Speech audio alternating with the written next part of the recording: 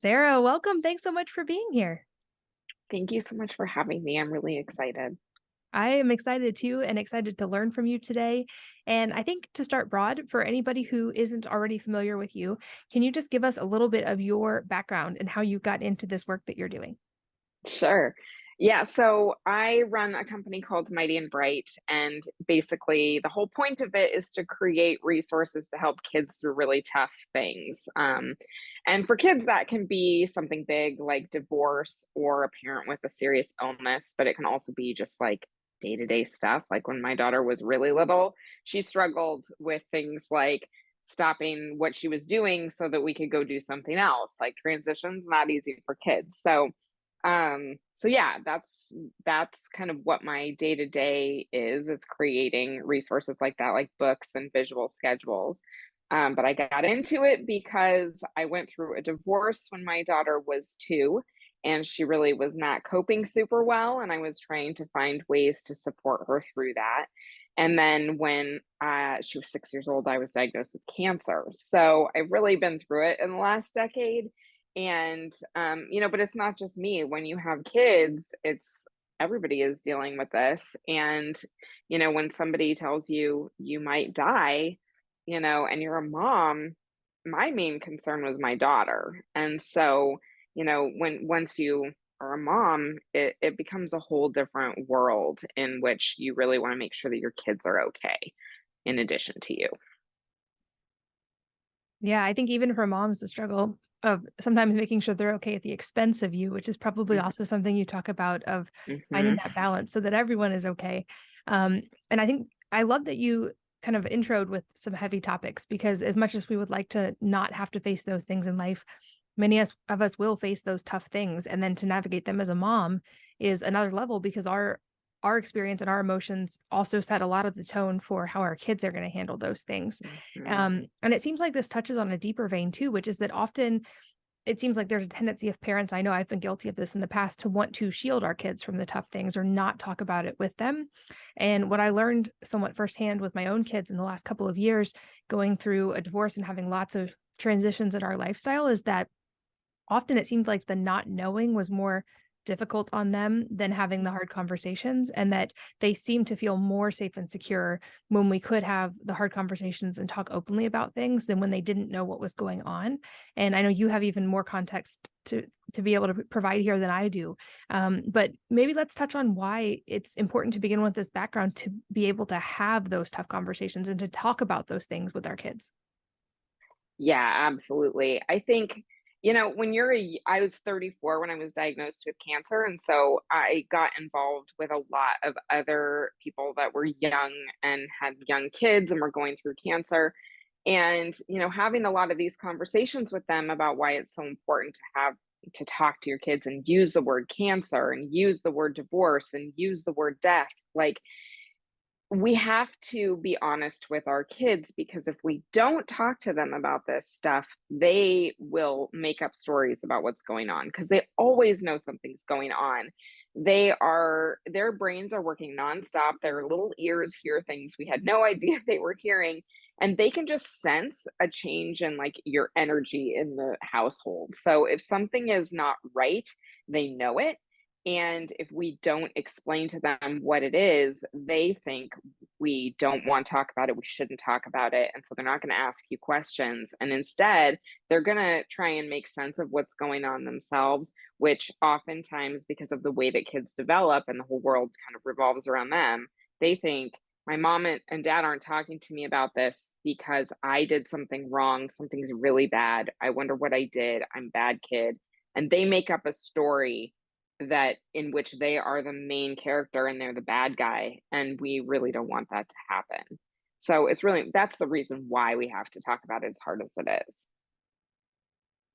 Then let's go through some of those conversations or maybe just some general tips for approaching that. Because, like we talked about, this is probably a tough thing for the parent as well, but how we approach Mhm. it, it's going to set a lot of the tone for how they understand it and how they approach it. So, touching on some of the big issues that you mentioned, how can parents, for instance, begin that conversation around a topic like divorce and their whole family life structure changing? Yeah, I think it's really important first off to kind of understand some context of like how it's going to actually affect the child's life before you have the like sit down conversation. Because that's kids want to understand what the thing is, but then they also need to know how it's going to affect them and no more information. I think a lot of people talk about, having age appropriate conversations with kids, and we're like Googling age appropriate conversations, but really it boils down to using simple language, not big words, and also, putting in the context of how it affects the kids and what they need to know. Like they don't need to know the why of why you're getting divorced to the degree of like blah blah blah did this and blah blah blah did that. Like that is not appropriate for them to know. What is appropriate for them to know is sometimes when grown-ups are in relationships with each other, sometimes it's healthier for them not to be together anymore. And that the goal of, a family and the goal of like taking care of everybody and them and yourself is being in a place where you feel safe and peaceful in your own home. And so, because that's the goal, we've decided that it would be better if we didn't live together anymore. And that means that there's going to be a lot of things that change in our house. Blah, blah, blah is going to get a house in this place, and we're going to stay in this place. And then you are going to spend time with both of us. And then don't get too complicated at first. Like, I think the other thing we tend to do as parents is think we have to tell them everything all at once. We have to make sure we do it perfectly. We have to do it right. We have a whole list of things. But this is a conversation that needs to happen over and over and over again. It needs to be an ongoing conversation. They need to know that they can come back and ask you questions.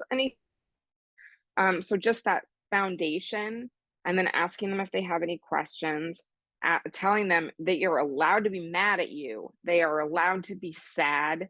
They're allowed to feel relieved. Any of the feelings that they have are okay. And that's a good place to start with it. Yeah, I think you touched on something really important, which is that having the real conversation, but also making sure you're aware of what is appropriate for them to have the emotional burden on. And I would say, like, not giving them your own emotions for them to feel responsible for, not leaning on them as a source of emotional support. That was the thing I learned, Mhm. is I need to find therapists and outlets and places that I can be vulnerable and break down and have all my emotional experiences. And when I'm with my kids, I want to have the real conversations, but not in a way where they feel like they have to emotionally support me, but in a way that I Mhm. can show up and fully emotionally support them. Well Um, said. Well said. and I would guess that this gets even tougher with more even serious conversations. To touch on the one with cancer, I'm sure that was a really difficult conversation for you to have with her, and probably very difficult for her to hear. And that's statistically something that many of us will face at some point in our lives as parents. So how did you approach that conversation? Well, I think one of the things to keep in mind too when having these conversations is, there's no expectation that you're going to be perfect at this stuff. And that, you might regret the way that you said something or something that you said to your kids, but to apologize to them later is really important and try and repair that. So I just wanted to say that before we kind of get into the cancer part. And the cancer conversation can be very similar to the divorce conversation in that, like, think about how it's going to affect the child, think about what they actually need to know, and have a little bit of info first before you have the conversation. And what I did was I tried to find children's books because a lot of the time, kids' books about a topic, I mean, I ordered like probably 7 books about cancer because I wanted to find one that I felt honored my daughter's intelligence and kind of explained to her what it was, but also didn't talk too much about religion or like any of these other things. So I was trying to find like a children's book. So I reviewed a whole bunch of them and really didn't find anything that I liked. Because kids are really smart. They can understand what something is from a scientific point of view. And so the way that I described to her what was going on was I started out by saying, "Have you ever heard the word cancer?" And she was 6 at the time, and I knew that she had heard it, but I knew she didn't know what it was either. And so she said, "I think I've heard that, but I don't know what it is." And I said, "Okay, well, I want to explain to you what it is." And I said, basically, our bodies are made up of all of these tiny little building blocks called cells. And it's kind of like building with Legos, but like each Lego has its own job. And our hearts are made of cells, and our eyeballs are made of cells, and like all over our body is just cells. And the cool thing about them is that one cell can make another one anytime it wants to. And so it's like building with Legos and never running out of blocks, which is like super cool, right? And she's like, yeah. And I said, so the problem is that sometimes a broken cell gets made. And most of the time, our body can get rid of those broken cells, and, the body just keeps on working the way that it does. But sometimes the broken cell doesn't get, destroyed right away or killed off right away, and it starts making more broken cells because it doesn't know what its job is. All it remembers how to do is make more of itself. And sometimes that can be a problem if there gets to be like a group of these guys that are broken. They can make it hard for the body to do its job. And that little group of cells is called cancer. And when we find some of that, we want to take it out of the body. And that's what I'm talking about. And she said, okay. And I said, so I found a group of those cells in my breast. And so I want to let you know that I am going to have surgery to remove those guys. But I want to talk to you about it so that you understand what's going on. And basically, this means I'm going to go to the hospital and I'm going to go to sleep, and then they're going to take it out. And then I'm going to wake up and I'm not going to have any breasts anymore. And she looks at me in the face and says, "Are you going to die?" And I thought to myself, wow, didn't think we were going to go quite there quite yet. And I said, some people who have cancer do die, but I am not going to. And I said, and that's part of the reason why I want to talk to you about this is because the word cancer can mean a lot of different things.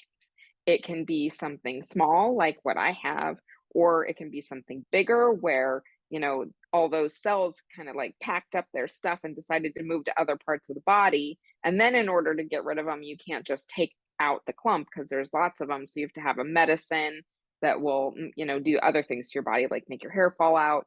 And then there are some people who have so many broken cells that their body doesn't work anymore, and then the body dies. And I said, so when people tell me, or when I tell people that I have cancer, they're going to have a really strong reaction because they don't know what kind of cancer I have, and I don't want you to get scared by the way that they act.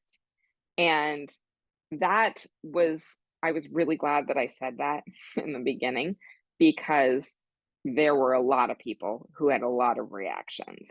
And people do not always, think about who's standing next to you when they come up to you with their giant emotional reaction. And so I had to have numerous conversations with my daughter and say, now remember, that person didn't know what kind of cancer I had, and they were really scared and upset, but you and I know I'm going to be okay. And so it was a really good conversation to have. Wow, yeah, that's beautiful context. And circling back to the other big conversation with divorce, I'm curious, you don't have to get too personal with your experience if it's not something you want to share, but I'm curious if you have any tips for navigating that in families where one of the parents might not be on the same page or be having a much different experience and not supportive of that. I know at the end of the day, we only all control our own emotions and reactions, and we can't in any way control the other parent. But if you have any tips for navigating that, or at least having one parent for those kids who's stable and emotionally there for them and willing to have those conversations. Oh my goodness. Yes, that was my exact experience. And it was a really rough, probably 4.5 years. And the only thing that stopped the dramatics on the other side was my getting cancer, ironically. And now our relationship is significantly better. Um, but I would say the first probably 5 years of my daughter's life was all about trying to navigate how I handle the fact that the other party was saying awful things to her, was toxic, was trying to, manipulate her, and handle my own emotions around that, because the fear that I had was actually bigger than anything that my daughter was experiencing. It triggered so much in me of like, what happens if she grows up and she wants to go live with her dad? What if, all of these things? And so, to your earlier point, I had a therapist that really helped me process this stuff, um, so that when my friends came over, when I was around my daughter, I was not talking about it because I think we hear a lot about not talking trash about the other person. The reason we don't want to do that is, first off, it's not appropriate for your kids to hear that about their parent. But also, if you can think about the fact that your kids are, whether they're adopted or not, doesn't matter, they consider themselves half you and half their other parent. And so any negative thing that you say about the other parent hurts your child. They internalize that and feel like something is bad about them. And my daughter's experience, especially as she started, we were two when we went through the divorce. And then when she started to turn like maybe 4 or 5, she started to see a lot of the things that her dad was doing and not really like them. And so, one of the things that I said to her that I think really made a difference and is totally true is, you got all the best parts of mommy and all the best parts of daddy. And that I think she internalized that because her dad does have great qualities. He is hilarious. He's charming. He's got lots of good things about him. And when she would come to me and share some of the things that she didn't like or made her scared, I said, "You know what, honey? Sometimes people do things that we don't like. And, I hear you and I'm sorry and I'm here to support you and talk about it." So I was a container basically for her feelings, but I did not lay judgment on her dad. I didn't say, "Oh, yeah, you're right. He sucks. Like, what a terrible person." No matter how angry I was, I knew that villainizing him was going to hurt her. So, trying to put yourself in your child's shoes and recognize also that through this process, there's a lot of grief, because grief is anytime something is taken away without your consent. And for your kids, they had a household in which everybody was together. And it is sad, because, especially if they're idealizing their friends, families. My daughter's 12 now, and I often am saying to her, I know that it looks like blah blah blah's house is perfect, but, we don't know what's going on. Nobody is perfect. Everybody has their challenges. And, we have our challenges too, but we have our peace. We have, each other. So just trying to talk to your kids through this stuff and not villainizing the other party and validating their emotions and not putting yours in it too. Yeah, such great advice. Those were two of the vows that I made to myself early in the process, where that they would never hear me speak even remotely badly about their dad because of all those points you just said, and that he would never make an enemy out of me because I realized I could only ever control my side of this. I'm the only variable in this whole equation I have control over, and I'm going to be, in any way I have control over, a source of stability in this, and that I will never contribute to there being a power dynamic or a conflict or letting him become the enemy or me become the enemy. And I think that helped a lot, because if there wasn't a wall of anger to push back against, and so everybody else Hmm. hopefully could have their emotions without it escalating. It's And beautiful. I can only imagine, especially to have gone through two of those really big life changes in a very short amount of time for you, that had to have profoundly shifted you probably as a person and certainly as a parent as well. I'm curious, what were some of those shifts that happened as a result of both the diagnosis and the divorce for you, and how that shifted your parenting? I really started to prioritize myself more.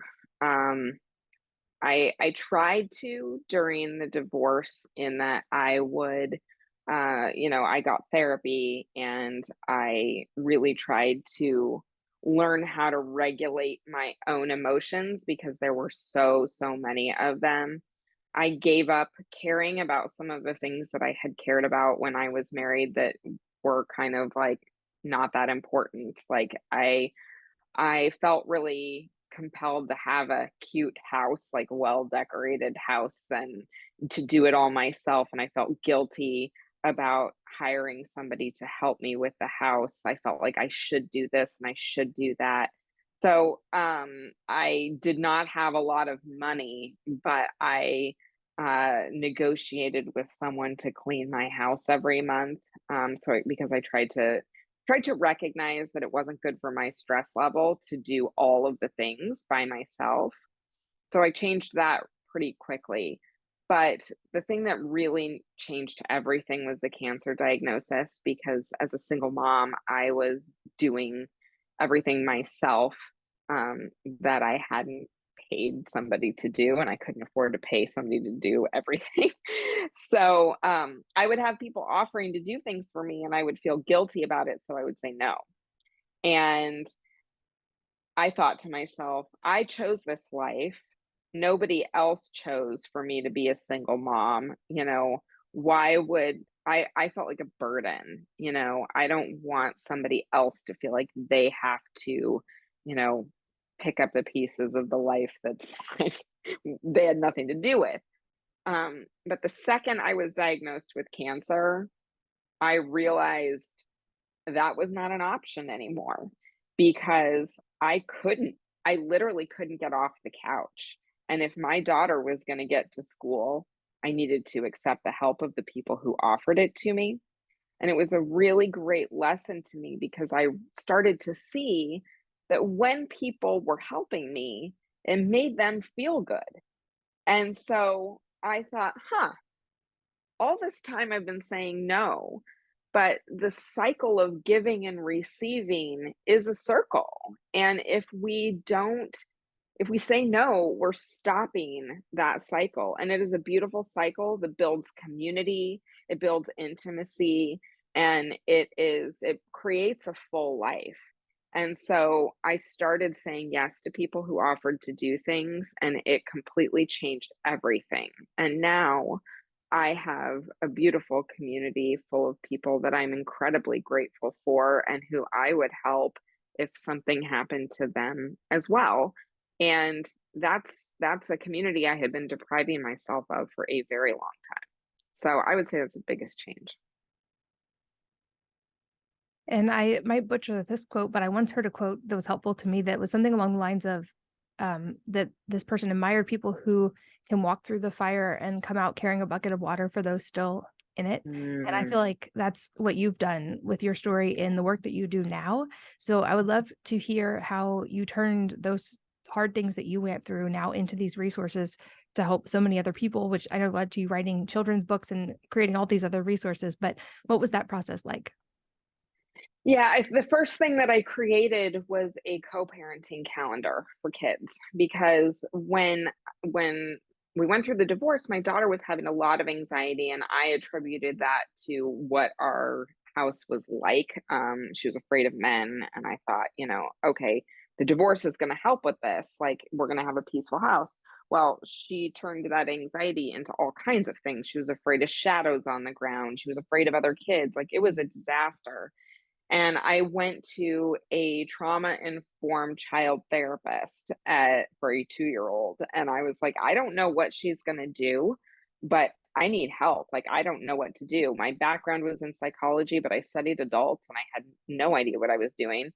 And one of the things that the therapist did was, when she was going on vacation, she had created this, like, construction paper calendar, and she was using these, like, Dora the Explorer stickers, and was like, "Usually I see you on this day, but instead I'm gonna see you on this day." And she was, like, counting and showing, you know, when my daughter was gonna see her. And I said to the therapist, like, "Is this really necessary? Like, you know, for her to she's gonna miss one meeting with you, and it's once a week." And she said, "It really affects kids to miss a, appointment with their therapist. It can, erode trust, and so we just wanna be open and honest, and because of the way that kids learn, we do it visually." And so I went home, and the whole time I was thinking, "There's something here." And when I got home, I thought, I am going to create a calendar for our house because if missing one weekly appointment with a therapist is going to negatively impact her, what must it be like to go to school, every day, daycare? What must it be like to not know when you're going to see your dad next? And so I took this like sheet metal pan that goes underneath a leaky refrigerator and some electrical tape and some drawings that I had done of our family. And I showed her when she was going to see her dad and which days were school days. And it was like night and day with her anxiety. It made such a big difference. And I was shocked by how simple it was. And I started searching online to see if anybody else had created this, if anybody was talking about it, and no one was talking about it.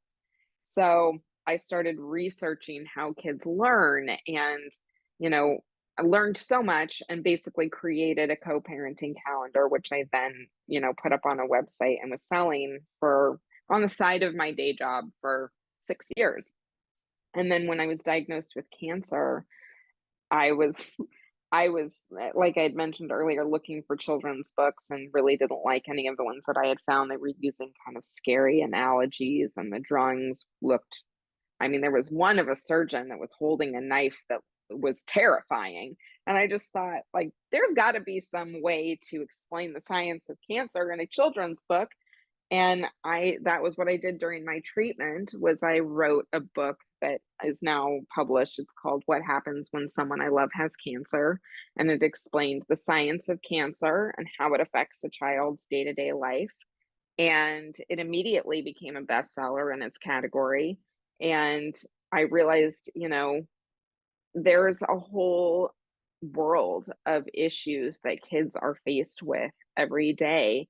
And if they had a calendar to understand their lives and how this big change would affect them, and a children's book to explain, you know, all the feelings that come up and, what actually is going to happen and what the thing is, that it would really help a lot of them. And so now I have visual calendars and routine charts for all kinds of situations, whether it's just like everyday changes or it's divorce, a child's cancer diagnosis, their siblings' diagnosis, their parents' diagnosis, they're in foster care, they have a military family, all these things that, can cause change in their household. Their parent can now explain it to them visually in a way that really helps reduce their anxiety. And I have 10 children's books explaining various things, whether it's cancer, divorce, or just general change. And also a few books about emotions and teaching kids about how to identify emotions, where they are in the body, how the nervous system works, coping skills, that sort of thing. So it's really turned into something beautiful, and my books are used in children's hospitals, and it's really cool.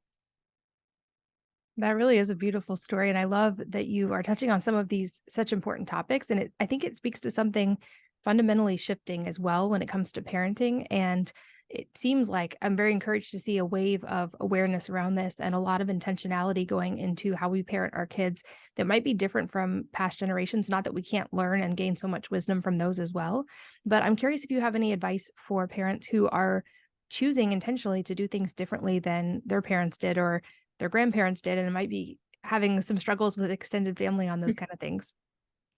Yeah, I think, our parents' generation did not have the research that we have.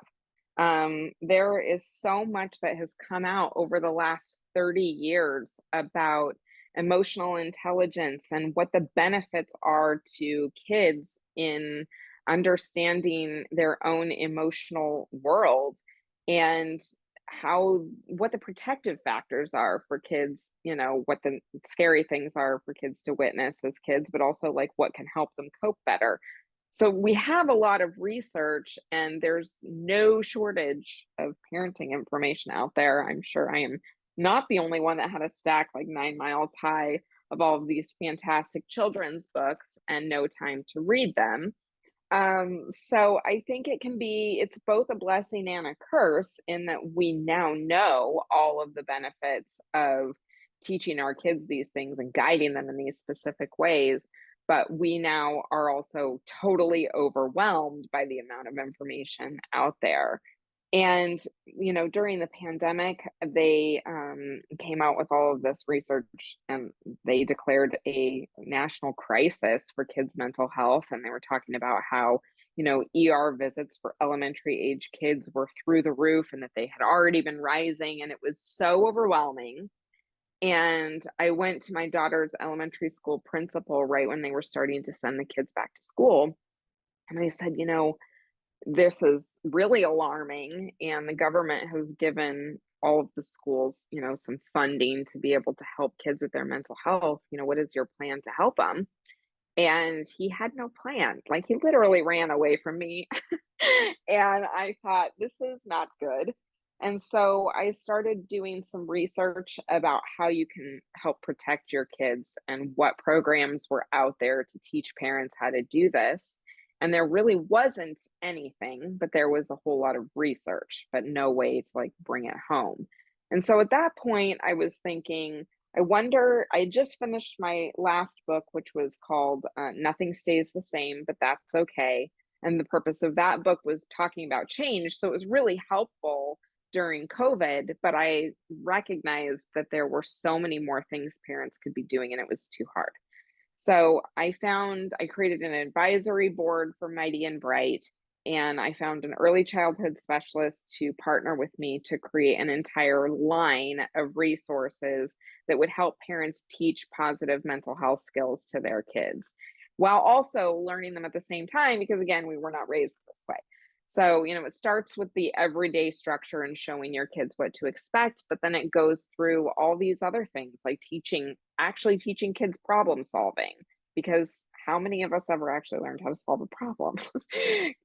Talking about identifying emotions and where they live in the body, which is the intro to somatic processing, which is incredibly helpful, but so few of us learned how to do coping skills and learning, how the nervous system works, how we can calm our bodies down, and to do it in a way that is fun and isn't adding a whole bunch of stuff to your to-do list. And then at the end of the day, you have this actual physical product in your hands that will last years, and it turns into a common language that you have with your kids to talk about anything from, there was a bully at school, to years down the line, you got your heart broken for the first time, and then they're going into adulthood empowered with skills that we all needed to learn when we were younger, but we didn't know, or their parents didn't know. So I'm really proud of our generation. I feel like we're kicking butt and taking names, and really changing the game and breaking cycles in a way that is truly admirable. I'm really proud of us. So I wanted to create something for us. Yeah, I'm proud of seeing that shift too. And a thing that I love in what you're doing that makes so much sense, because in my kids, one of my core values is focusing on autonomy and helping make sure that they always understand those things that are within their control and how capable they are. And they understand that I believe they are capable and that they can figure out anything they put their mind to. And I love that you have resources for kids in this too, of them having their own calendar. We have a family calendar. My older kids have naturally started doing their own, but I love that this is a concept you bring to all ages of kids, because to the point you made earlier, that probably gives them so much of a feeling of understanding and security around their own schedule and knowing where they're going to be. And as you were saying that, I was putting myself back in childhood and thinking, yeah, in hindsight, it is kind of a little bizarre to not know what's going to happen until it happens in your own life. And so that alone seems like such a valuable step. But maybe talk a little bit more about the value of kids having their own calendar and just how beneficial that can be. Yeah, yeah, it's funny because I think when we think about that, we're like, "Oh my gosh, like, if I lost my calendar, I would be an absolute, like, wreck." I would be so stressed out, and our kids are asking us a lot of the time a whole bunch of questions, like, "When is my play date? What day is school? When is dinner?" All these questions that if they had some semblance of control, like, would be able to answer for themselves. And it really does empower them to find the answers themselves, but also there's a sense of control and empowerment that comes from owning that thing and having it, it's a sense of pride. It's funny because I've been doing this for a decade now, and parents have been using their calendar that they got from me 10 years ago, and their kids love the calendar and they've attached to it like it's a lovey or something. Like they are constantly going back and referencing it because, it's their life and it's displayed in a way that they are proud of, and they can go and change the magnets themselves. It's called a connection calendar because the idea is that every Sunday or whenever works for your family, you're sitting down with your kids and there's these little reusable stickers that you put on the magnets so that you can show them, what's happening each week. And so it's a place where some time set aside, like 5 minutes every week, where you sit down with your kids and you're talking about what's happening in the coming week, which seems like it would just be, okay, this is another thing to do. But it's opening up communication and conversation for your kids to ask questions, to tell you things that they are nervous about, to, tell you things that they're excited about. And it's a real time for communication in a way that really changes their perspective of what support looks like, what it reminds them of things so they're not kind of like trying to keep it all in their heads. And from a developmental point of view, this is like a serious executive functioning skill to be able to keep information in your mind that you can't see, and they don't have that skill yet. And so this is helping them build it, but also from not just a weekly calendar perspective, if you show them their routine in the morning and in the evening, they are empowered to then do stuff themselves without asking you over and over again because they can't remember what comes next. And if you sit down and you build that routine with them together and you say, okay, here are all the things we've discussed need to be done. What order do you want to do them in? Now they feel a sense of control and a sense of power, having, you know, basically worked with you to create this thing, and they will go and do it themselves. So it really does build confidence. It's really a powerful thing, and it's super simple and super easy to do. It's pretty cool. And it makes so much sense. Feel like I didn't fully learn that until I was an adult and actually had kids myself and realized a lot of, there's a lot of talk about all the mental load that moms carry, but I realized a lot of my stress was not actually coming from having to get all the stuff done. It was from managing all of that in my head and constantly having all those open loops of what I was going to cook for dinner and I needed to do laundry, and there wasn't defined times when all of that would happen. And one of the Mhm. shifts that helped so much for me as a young mom was just to define when all those things would happen so that there was a routine for me and knowing when I was Mhm. going to do the laundry, when I was going to bulk cook, whatever it was. So it took the mental aspect of that away, even though the same number of things were happening. And then I realized later on when the kids got older, the same thing was true with them. And just simply defining some of those things reduced the questions, which is another source of fatigue for a lot of moms, is the endless questions. And so it Mhm. makes sense that having that structure would reduce kind of those two stress points, especially for moms, especially, it seems like. Yeah, absolutely. The nonstop barrage of questions is ugh, Yeah, and a shifting lot. that perspective for me and reframing it to realize like, oh, it's natural for kids to have questions. This means they don't have the tools themselves to answer these questions. So how can I build in tools or some kind of structure that lets them be able to find answers without only having to depend on me? And also building things into our family culture of when you're interested in something, I'll show you how to research it. You have these amazing Mhm. tools at your disposal. You can learn anything you want at any time. You don't have to always come to me for the answer. And I may not even know, but there's resources that are safe online that can teach you those things. And I think building those things in has taken a lot of the day-to-day stress off for me for sure. I love that. Yeah, and to your point, I think a lot of families have these command centers that have, every or we have the best of intentions to like keep these things up to date, right? But there's something about having their own life displayed on their own calendar that is the secret sauce to making this work, because they don't need to know about what everybody else in the family is doing. And looking at that can be really overwhelming to them when, especially if you have lots of kids in your house and, kid number one has soccer, kid number two has this, and that doesn't affect this child. they're less likely, they don't feel a sense of ownership over it. So having their own that doesn't have the cat's a vet appointment on it is it's really empowering to them, and especially something that they don't have to share is a win all the time. I agree, and it's something, like I said, my older kids have implemented, but I'm inspired to now go home and implement with my younger ones. I think that'll help Mhm. their process a whole lot, and I feel like there's, endless directions we could go, and this would cover many, many more than hours than just a 1-hour podcast. But I want to also make sure I circle back and speak to the parents in these situations as well, and any additional advice you have for the parents who are navigating these difficult situations. We've gotten to talk a lot about the kids, but you've gone through some pretty tough life experiences. Do you have any advice for the parent in navigating those? I think my number one is getting help, getting a therapist, getting accepting help from people who want to offer it to you. They would not, it's up to them to put boundaries up. If they are offering it to you, they are offering it to you. They aren't offering it to you because they feel guilty, and if they do, that is not your concern to, like, I would go down all these rabbit holes of like, "Well, I don't know if blah, blah, blah actually really wants to do that." I felt guilty for something that they had offered, and that was not the goal.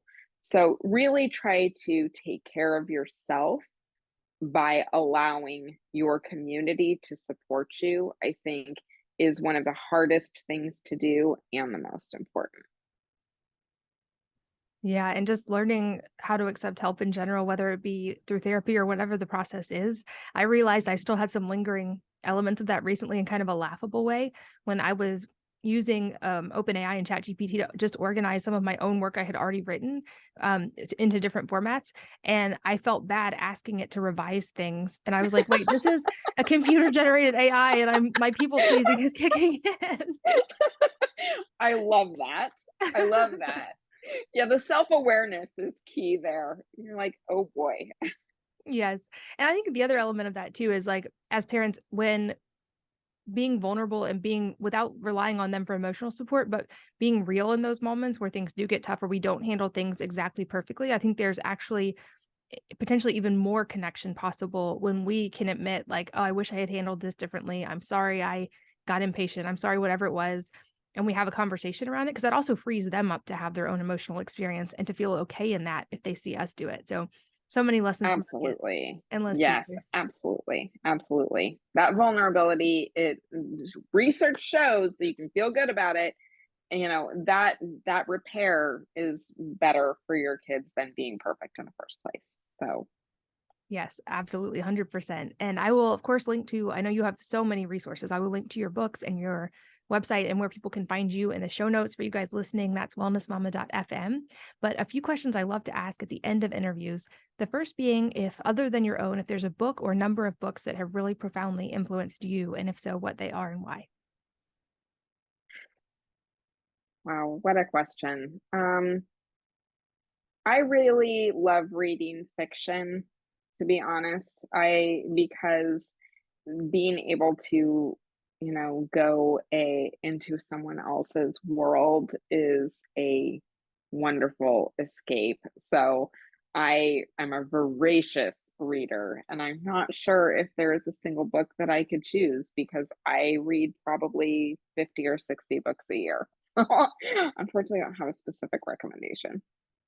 Well, that's awesome. You're definitely above the national average by many multiples as far as your book reading. So I love that. I'm learning to read fiction because, in that same vein of self awareness, I realized my personality tends to be very type A and wanting to complete things in a timely fashion.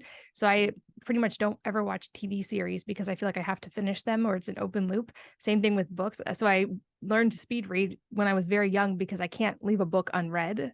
And so if I Wow. start a book in a given day, I have to finish it. So I haven't read as much fiction as I would like just because it's a commitment for me. I know I'm going to spend several hours of that day reading.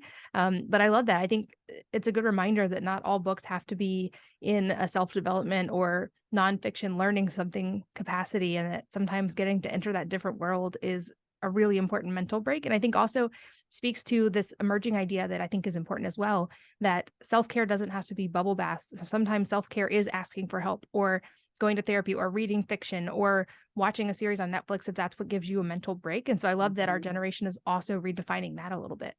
Yeah, and don't feel guilty about it. If you want to watch Netflix, and that is what you are doing in that moment, and that is a good thing to do. Don't feel Exactly. guilty.